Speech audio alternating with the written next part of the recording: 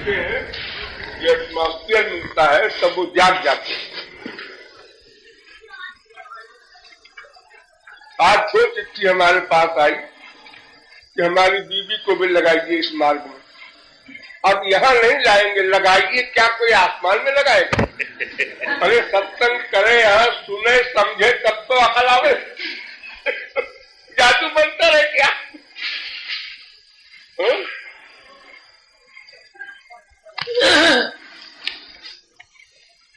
अब ब्याह कर लेते हैं, ये तो कोई बुरी बात नहीं है इसमें। भाई कोई चोरी चमारी कुछ मक्कारी करता हो, उसकी शिकायत करो तो ठीक है, और ये भगवान की ओर चल रहा है तो भाई ये तो ऐसा है कि मन तो एक ही है। जब ईश्वर से प्यार बढ़ेगा तो संसार से घटेगा ही। तुम मैं ये आज्ञा कैसे दे दूंगा कि भैया तुम ईश्वर को छोड़ दो? इनकी बात मानो पहले।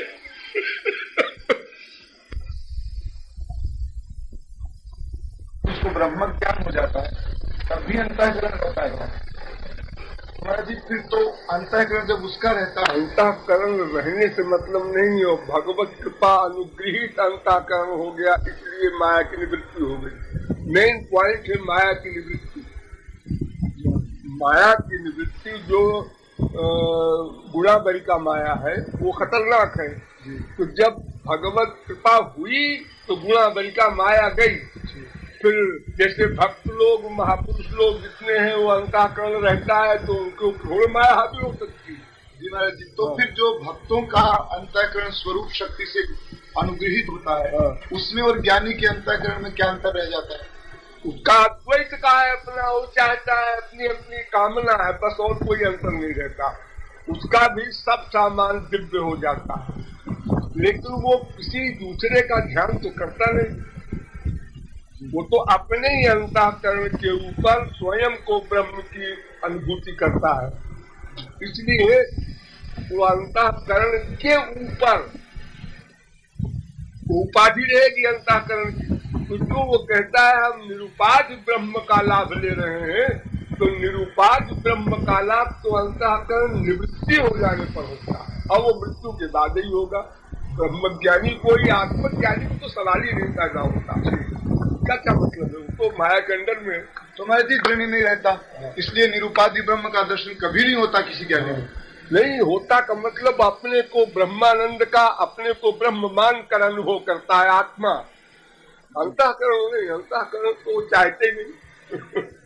उसकी यही तो बीमारी है, अंतःकरण को न चाहना। तो अंतःकरण ही जब नहीं है तो उसके दिव्य होने का सवाल ही नहीं है। एकत्व मुक्ति का मतलब यही है। जब ज्ञानी का एकत्व हो गया मरने के बाद, तो ये सिद्ध लोग जो आप बताते हैं ज्ञानियों का लोक है, सिद्ध लोग आप बताते हैं ना ज्ञानियों का है, उसमें कौन रहता है? कौन रहता है? वही ब्रह्मलीन परमहंस। तो वो महादेव लीन तो हो गए, लीन तो हो गए, ब्रह्म स्वरूप हो गए ना, ब्रह्म स्वरूप हो गए। उनकी पर्सनैलिटी तो है, उनकी पर्सनैलिटी नहीं चली गई। हाँ। आत्मा तो नित्य है। हाँ। वो खाली एकत्व का अनुभव करते हुए है। वो ये भक्त लोग द्वैत का अनुभव करते हुए है। जीव नाम की जो पर्सनैलिटी है वो तो रहेगी। शरीर लीन का मतलब समझा, शरीर वरीर तो होगा नहीं, कुछ भी नहीं होगा। शरीर का सवाल ही नहीं। आत्मा का शरीर से क्या मतलब? आत्मा तो तुम्हारे शरीर से जब निकलेगा तब भी उसका ये शरीर नहीं रहेगा, लिंग शरीर रहेगा केवल। तो उनके लिए लोक की क्या जरूरत है? लोक नहीं, माया से परे उनकी स्थिति हो गई। उसी को ब्रह्म द्रव, उसी को सिद्ध लोक नाम रख रखा। वहाँ लोक में कुछ है थोड़ी, द्रव है, द्रव। महाराज जी आपने एक प्रवचन में बताया था कि उद्धव आत्मज्ञानी थे और उनकी माया निवृत्ति नहीं हुई थी जब वो पहले मथुरा में थे तब।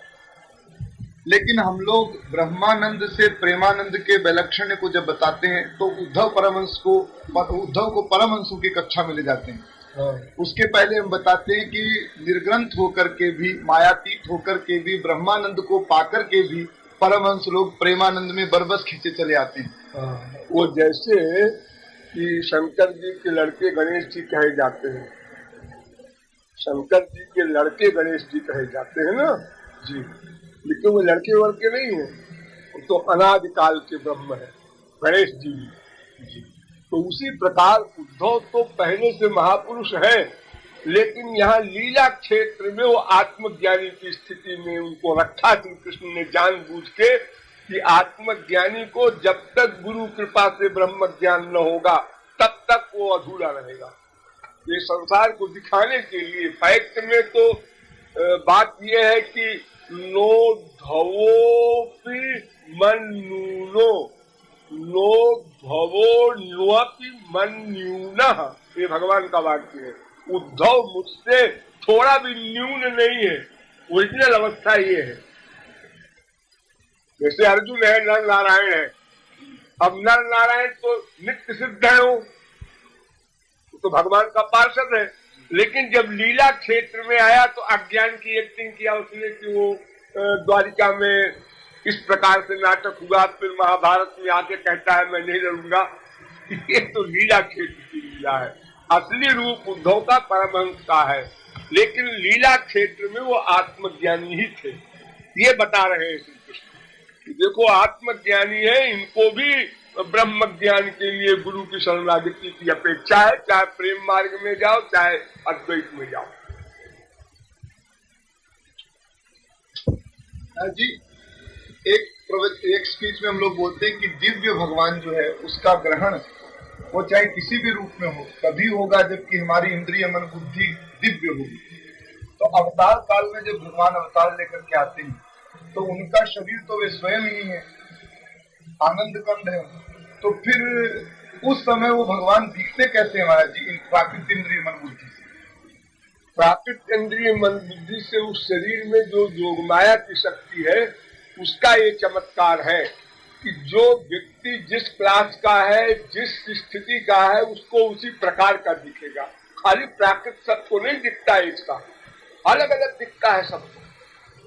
प्राकृत में भी अलग अलग ढंग से दिखेगा सबको। किसी को बहुत सुंदर दिखेगा लेकिन प्राकृत, किसी को कम सुंदर लेकिन प्राकृत, किसी को खराब दिखेगा कोई प्राकृत। जब तक प्राकृत दृष्टि है तब तक वो स्वरूप प्राकृत रूप से दिखेगा, लेकिन सबको एक तरह नहीं दिखेगा। अगर दो रूप होता श्री कृष्ण का, एक दिव्य एक प्राकृत, तो ठीक है प्राकृत लोगों के लिए प्राकृत दिख जाता, दिव्य दृष्टि वालों को दिव्य दिख जाता। ऐसा नहीं है, जाकी रही भावना जैसी। वो योग माया का चमत्कार है कि सबको अपनी अपनी भावनाओं के अनुसार उसमें दिखाई पड़ेगा पूरी।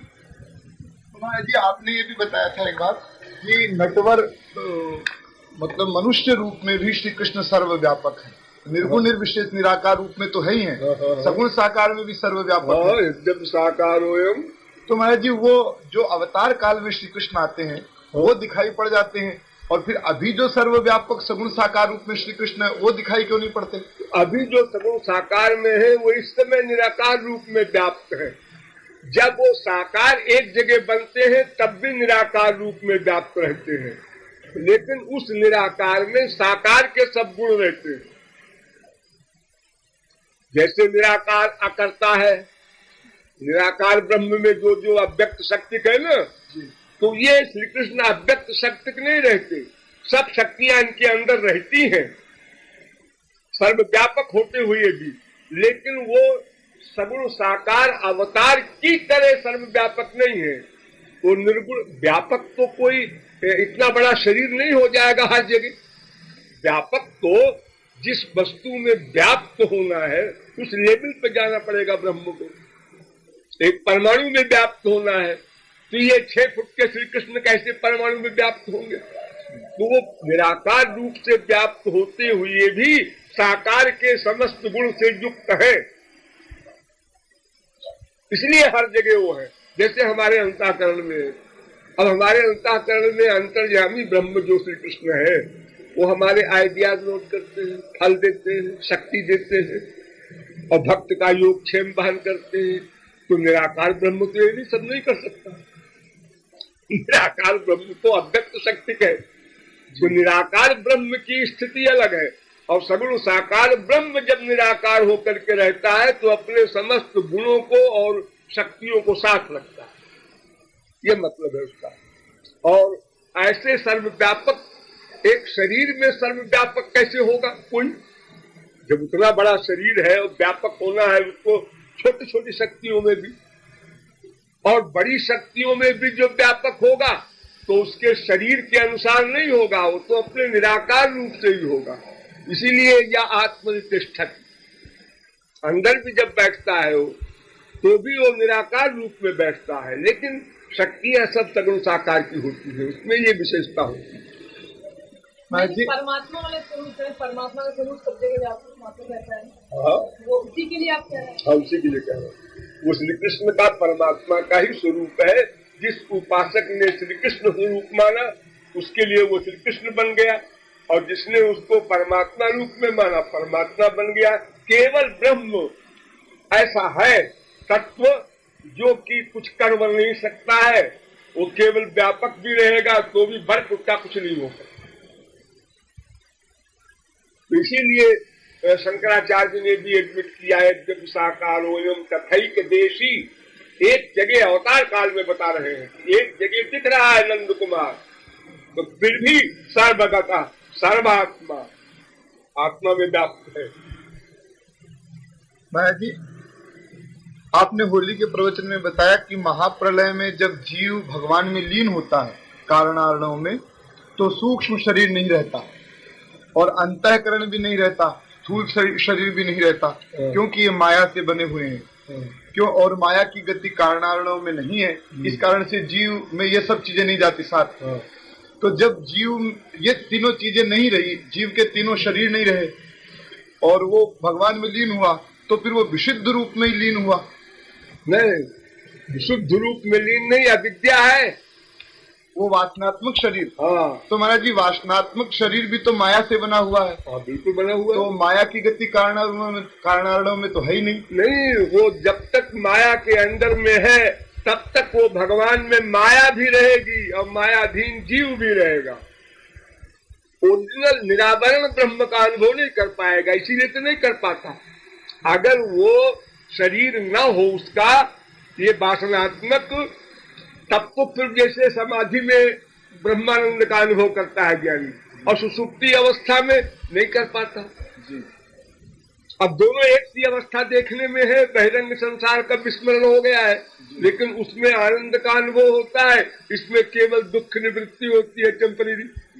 तो उसी प्रकार यही सुसुप्ति वाली अवस्था वहां जाके पहुंचती है महाप्रलय में।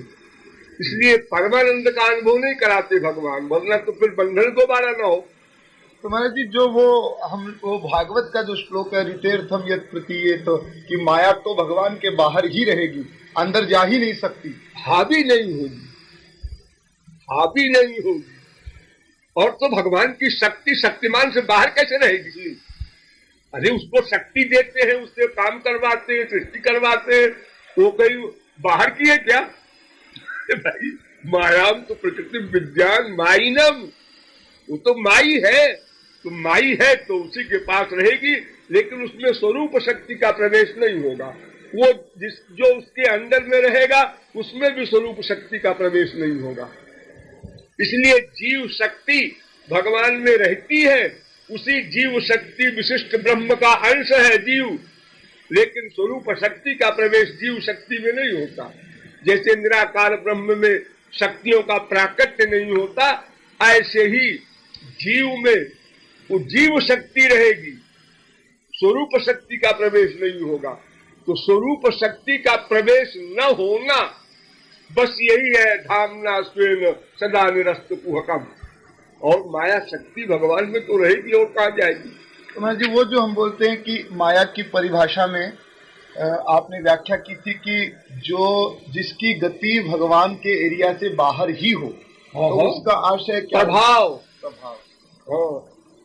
माया का प्रभाव, माया की ओर दृष्टिपात करते हैं सबसे पहले, तब प्रकृति की ओर दृष्टिपात करने पर सृष्टि का वर्क होता है। जब माया की ओर दृष्टिपात नहीं करेंगे तो माया जड़ क्या करेगी, सृष्टि कैसे करेगी? वो उसका सवाल ही नहीं पैदा होता, अधिकार नहीं हो सकता। देखो, सूर्य की दोनों शक्ति है, प्रकाश और अंधकार। दोनों शक्तियां सूर्य की हैं, दोनों सूर्य में रहती हैं, लेकिन अंधकार सूर्य पर अधिकार नहीं कर सकता, इतनी सी बात है। इसलिए स्वरूप शक्ति के बल पर ये माया शक्ति का कोई अधिकार नहीं हो पाता, न श्री कृष्ण के ऊपर और न महापुरुषों के ऊपर। और माया शक्ति तो श्री कृष्ण में ही रहेगी, कोई भी शक्ति हो, वो शक्तिमान से पृथक उसकी सत्ता अगर हो जाए तो फिर वो जड़ शक्ति तो सदा जड़े रहेगी, फिर तो कोई वर्क कर ही नहीं सकती, कोई प्रश्न ही नहीं है। तो माया जड़ है, वो स्वयं श्री कृष्ण के सामने जाने का सवाल ही उसका नहीं पैदा होता। जाना आना है तो चेतन शक्ति का काम है। इसलिए कहते हैं कि वो विलज्जमान या तस्य, उनके सामने खड़ी नहीं हो सकती का मतलब होता है कि अपनी पर्सनैलिटी अलग से रख कर। अब वो खड़ा करें, कोई काम करवाना है उनको तो सर्विस है, वो किसी से करा सकते हैं, जड़ वस्तु से भी चेतन से भी। और शक्ति उनसे अलग नहीं रह सकती, कोई भी शक्ति हो,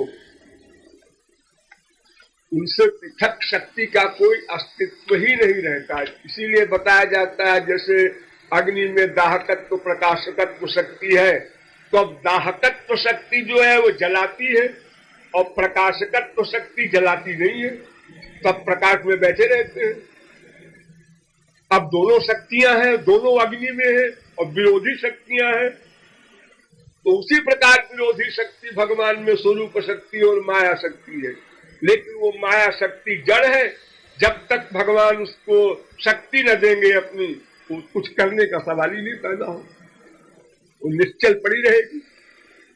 सृष्टि करना हो तब काम आए, या जीवों से जब जीवों को छोड़ते हैं संसार में, तब माया अपना वर्क शुरू करती है, संसार भी बनाती है, जीव के ऊपर भी हावी रहती है, सभी बातें फिर तो शुरू हो जाती है। महाराज जी, आपने ये बताया था कि जीव के साथ भाई देखो, जब प्रलय होता है तो 1000 बार बताया है कि ये जितना भी है पंच महाभूत पंचमात्रा में मिला, फिर वो अहंकार में मिला, फिर वो महान में मिला, फिर वो प्रकृति में मिला और प्रकृति ब्रह्म में गई, समा गई।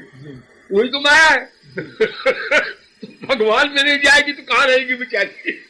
और वो भी भगवान कृपा करके अपने अंदर करते हैं, वरना जीव तो चैतन्य है। कोई ये भी कह सकता है कि साहब चला गया हो, लेकिन प्रकृति कैसे जाएगी, तो जड़ माया है। महाराज जी, जब महाप्रलय में जीव लीन होता है भगवान में, तो वो अंतःकरण नहीं रहता उस समय, तो बिना अंतःकरण के लीन होता है जीव ब्रह्म में। तो जब जीव ब्रह्म में लीन हो गया और अंतःकरण माया में लीन हो गया, माया से बना हुआ अंतःकरण, तो फिर जब महाप्रलय के बाद पुनः सृष्टि हुई, तो फिर हम कहते हैं कि अंतःकरण बना दिए, तो माया में लीन हो गया, तो वही अंतःकरण माया में लीन हो गया। वो माया जीव पर तो हावी है, जीव के अंदर वो माया सूक्ष्म रहती है, वर्क नहीं करती अपना। जैसे भगवान के अंदर जीव रहता है, वर्क नहीं कर सकता। वो एक पेंडिंग वाली अवस्था है महाप्रलय, जहां सब होते हुए कुछ न कर सके। और उसका हल्का फुल्का जो मैंने बताया था कल की, ये जो प्रलय होता है, नैमित्तिक प्रलय, नैतिक प्रलय, ये जो जो गहरी नींद में होता है, तो उसमें भी अंतःकरण नहीं अनुभव में आ रहा है, लेकिन वो माया क्योंकि हावी है जीव पर, इसलिए माया में व्याप्त है। अंतःकरण इसलिए अंतःकरण है भी, लेकिन अंतःकरण नहीं है ये जो कहा जाता है, इसलिए उसका वर्क नहीं है, वो कुछ कर नहीं सकता भगवान के महोदर में। अच्छा बुरा या कर्म फल भोग, ये सब कुछ नहीं कर सकता। जैसे सुसुप्ति अवस्था में रहता है, वैसे वो महासुसुप्ति अवस्था समझ लो, जो इनकी सबकी एक इनका सूक्ष्म रूप होता है, एक स्थूल रूप होता है, इंद्रियों का, मन का, बुद्धि का। तो ये जब तक वर्क करते हैं तब तक हम इनको स्थूल रूप कह देते हैं दार्शनिक भाषा में। अब मन सूक्ष्म है, लेकिन स्थूल इसलिए कहते हैं कि वो वर्क कर रहा है। जब इसका वर्क बंद हो गया तो ये मर नहीं गया, मिट नहीं गया, है लेकिन सूक्ष्म है। इसलिए जब शरीर छोड़ता है जीव तो सहई वही तई ही सर्वई उत्क्रामति, तो सर्वई ही एतई ही सह उत्क्रामति। ये सर्वई कौन है? ये आंख, कान, नासिका, रसना, मन, बुद्धि साथ साथ जाती है। लेकिन ये जो शरीर स्थूल है, इसके अलावा जो शरीर सूक्ष्म है या जो मन बुद्धि है, ये वर्कशील नहीं रहते। वर्क करने का अधिकार तो मानव देह में है ना, या फल भोगवाने में नरक स्वर्ग में दिया जाएगा, उस समय वर्क करने का अधिकार नहीं दिया जाएगा अंतःकरण को। लेकिन सुषुप्ति या महाप्रलय में वर्क नहीं हो सकता, और अंतःकरण को है चला खुल गया है। और माया भी कहीं अलग नहीं बैठी रहती, वो तो जीव पर उसका अधिकार रहता है। लेकिन क्योंकि वर्क कुछ नहीं होता, इसलिए हम बोल देते हैं कि वहां जीव ऐसी शुद्ध अवस्था में है। शुद्ध अवस्था का मतलब मायातीत नहीं है, वरना तो खुद दोबारा सृष्टि में उसके भेजा न जाए। भाई जी, रामकृष्ण परमहंस को विवेकानंद जी ने भी भगवान का अवतार माना और वे उनमें अटूट श्रद्धा रखते थे, लेकिन उनका प्रचार कार्य बिल्कुल अलग ढंग का था। रामकृष्ण परमहंस तो सगुण साकार के भक्त थे और उन्होंने जो प्रचार किया तो उसमें अधिकतर अद्वैत का ही प्रचार किया महाराज जी, और अद्वैत परक प्रचार कर दिया। तो उनको गुरु मिले सगुण साकार के भक्त, और वो उनको अद्वैत का उपदेश कैसे कर दिया, और यदि नहीं किया तो फिर वो अद्वैत का प्रचार कैसे करते रहे? वो कोई बात नहीं है।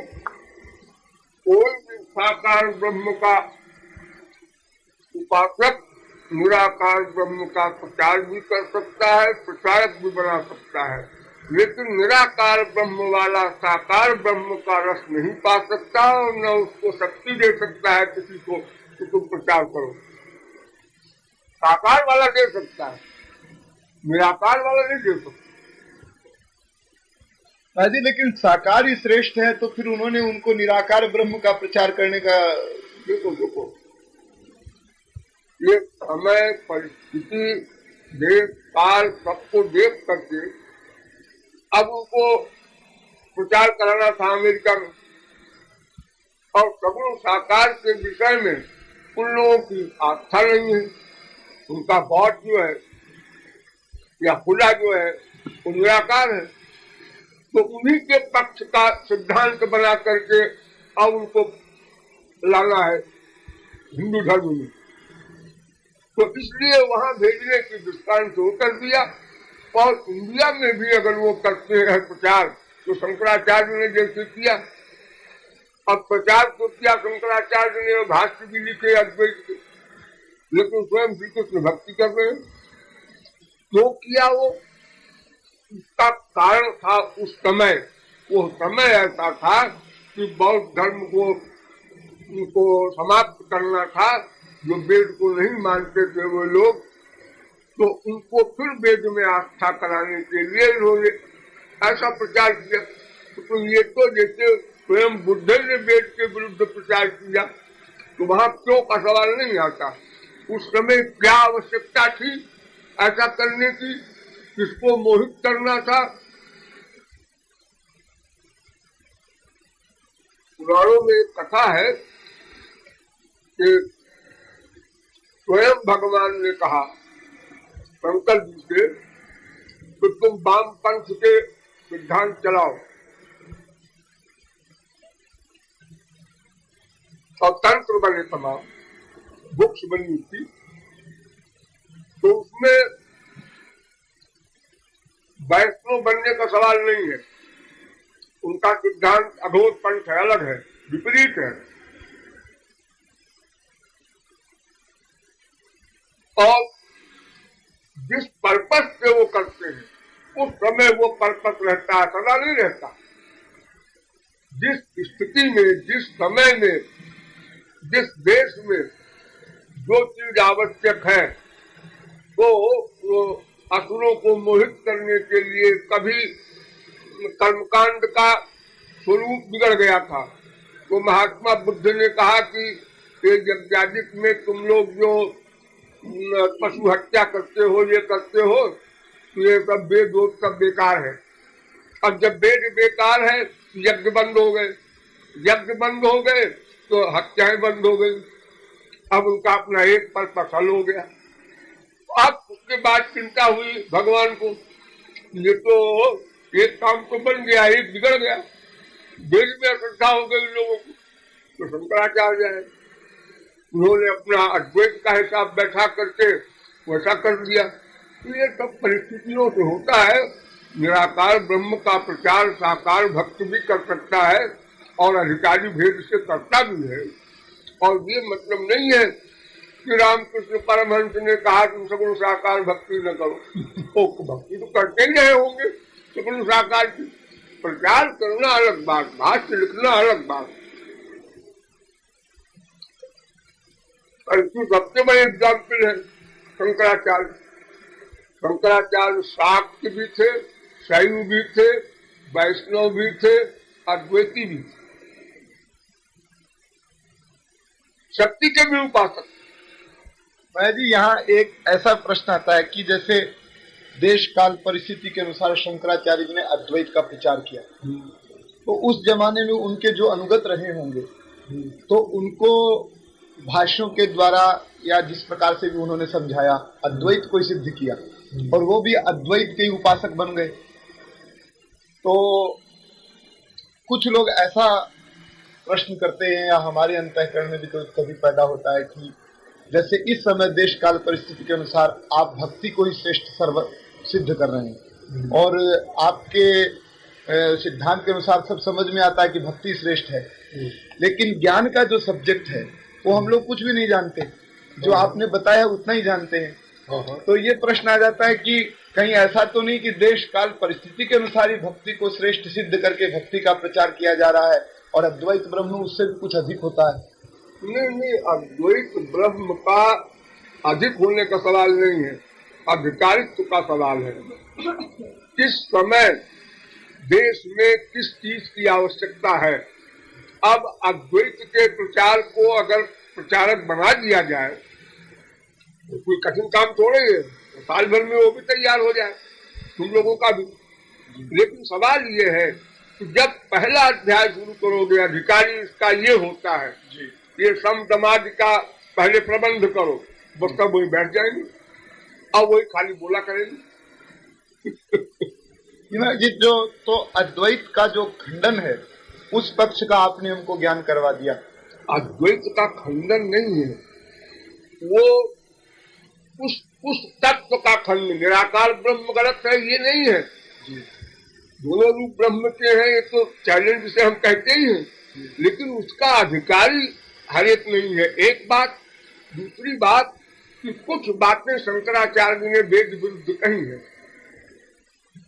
वो ये कि शक्तियां नहीं होती अद्वैत निराकार ब्रह्म में। हम कहते हैं शक्तियां होती हैं, उनका विकास नहीं, ये वेद का सिद्धांत। शक्तियां नहीं है तो फिर आ गई, ऐसा नहीं होता। संकल्प किया उसने, सगुण साकार भी बना, सृष्टि भी किया, निराकार भी बन गया, वो सब बन जाता है, सब शक्तियां उसके अंदर है। और वो कहते हैं कि वो निःशक्तिक है, बस एक पॉइंट पे ऐतराज है और बाकी सब ठीक है। अब व्यक्ता है जटिल, दुखम है, दुखम सही, लेकिन अब आप कहते हैं ऐसा नहीं कि वो रास्ता ही नहीं है या वो एकत्वेन पृथक्त्वेन बहुधा विस्तृतो मुखम, सब प्रकार से और से प्राप्नुवन्ति मामेव, वो मेरा ही स्वरूप है, अलग नहीं है और गलत नहीं है। लेकिन शंकराचार्य जी जो निःशक्तिक कहा भाष्य में, और जब कृतकृत्य कहा अपने को तो अनुग्रह मान लिए और कृतकृत्य हुए अनुग्रह से। लेकिन भाष्य में जो टीका किया ब्रह्मसूत्र की, उसमें उन्होंने निःशक्तिक कह दिया और निःशक्तिक भी कहा और जगह जगह शक्ति भी मान लिया। मैंने कितने ब्रह्मसूत्र बताए हैं कि इसमें उन्होंने शक्ति माना और इसमें निःशक्तिक माना। तो सिद्धांत तो निराकार ब्रह्म का हाई है, गलत थोड़ी है। अधिकारी उसका हो। अब क्योंकि कलयुग में अधिकारी नहीं है, इसलिए शुरू में ही भागवत में वर्णन आया है, जब कि भक्ति बुढ़िया हो गई है, कमजोर हो गई है, उसके दोनों बच्चे ज्ञान वैराग्य जीर्ण हो गए हैं, तो नारद जी ने प्रतिज्ञा किया कि अब ज्ञान वैराग्य भक्ति से ही उत्पन्न कराना है, डायरेक्ट ज्ञान मार्ग से नहीं, क्योंकि अब वो जीवों में शक्ति नहीं है, वैसी मनुष्यों में जो चार साधन संपन्न बन के और फिर आगे बड़ी बड़ी कठिनता है। साधन संपन्न हो भी जाए तो क्या होगा, पर तो खगेश में ला गई बारा। तो मैं जी अधिकारी नहीं है, इस कारण से उसका प्रचार नहीं है, लेकिन श्रेष्ठ तो बाद में भक्ति रहेगी। बिल्कुल भक्ति रहेगी। अब ऐसा है ना कि माया निवृत्ति के दृष्टिकोण से तो दोनों बराबर है, ज्ञाने भक्ति नहीं कुछ भेदा, उभय हरे भव संभव खेदा।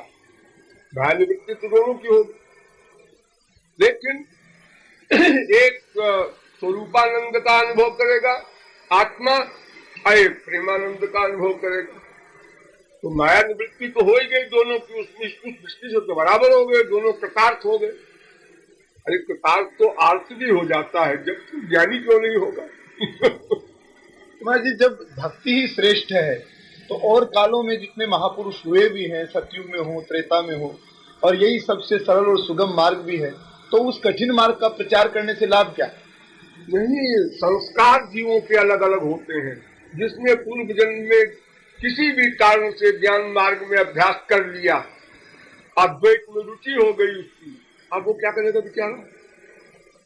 ये जो रुचि होती है हमारी संस्कार जन्य, उस रुचि के अनुसार साधना बताई जाती है। तो अगर हमारी रुचि है अद्वैत में, उसके संस्कार हैं और अधिकारी भी हम हैं, तो हम तो वही चाहेंगे। जैसे भक्ति संस्कार वाला हट करके कहता है कि हम तो यही चाहते हैं गुरु जी, ऐसे वो ज्ञान मार्गी वाला हट करता है हमको इसी में रुचि होती है, हम इसमें आगे बढ़ चुके हैं काफी, तो उसी रास्ते चला दिया उसको। तो संस्कार के ऊपर निर्भर होता है, इसलिए अलग अलग रास्ते हैं।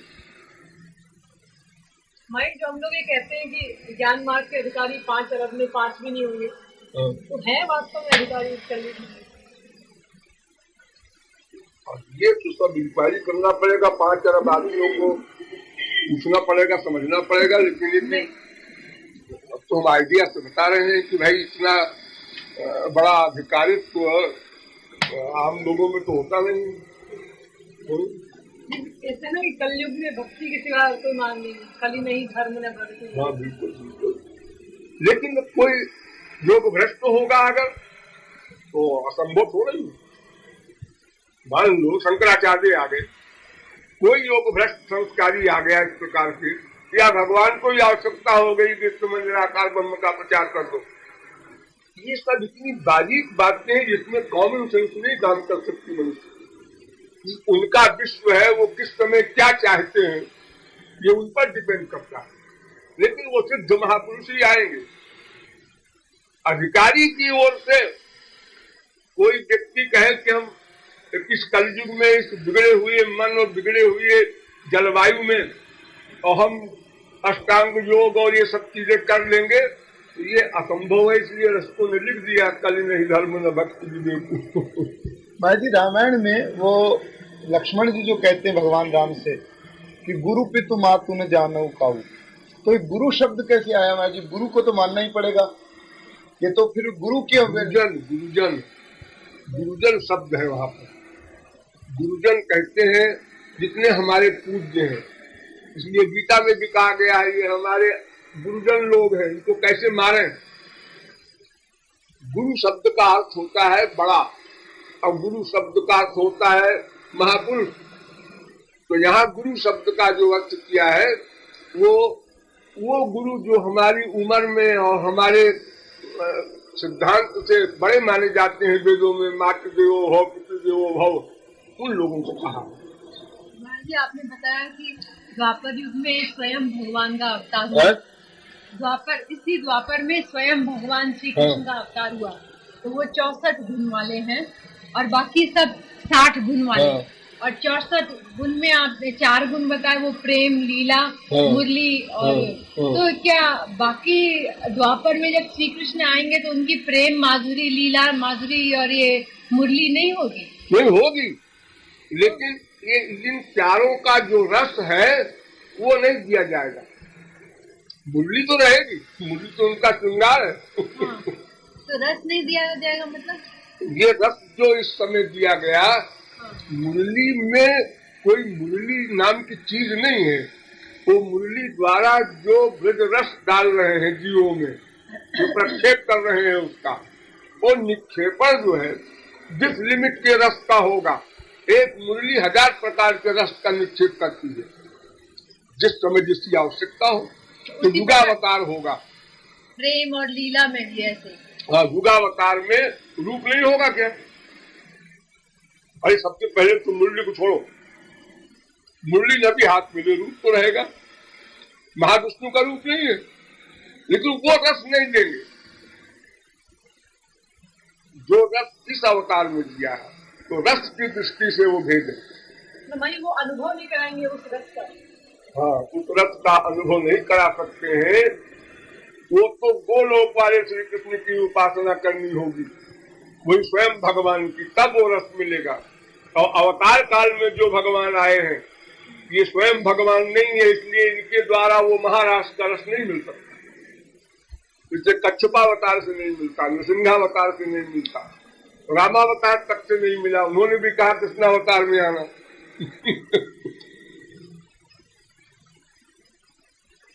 ये वाली बात तो कभी सुनी नहीं कोई है? ये वाली बात जो आपने बताई है तो ये कभी कहीं किसी किताब में भी नहीं पढ़ी, ना कभी किसी से सुनी है। सब किताब में कोई लिखी हो और सब लोग सुन ले तो क्या बात। लेकिन वो ऐसी बात नहीं है, ये एक उच्च कोटि के सिद्धांत की बात है। और कोई मुरली माधुरी ये 4 गुण अगर नहीं मिलेंगे तो जीव को कुछ कम मिलेगा, ऐसा नहीं है। मिलेगा तो सभी रस उसको। नहीं, अगर हम लेक्चर वगैरह में बोलते हैं, जन्माष्टमी वगैरह बोलनी पड़ती है वहाँ पे, तो कोई अब इतनी बारीक बातें न बोला करो, क्योंकि वो कैच नहीं कर सकती पब्लिक। पब्लिक में तो उतनी बात बोली जाती है जितनी वो कैच कर सके, बाकी छुपा ली जाती है। तो इसीलिए अधिकारी भेद से, जिसे अर्जुन से कहा भगवान ने कि तू मेरा खास है इसलिए बता रहा हूँ।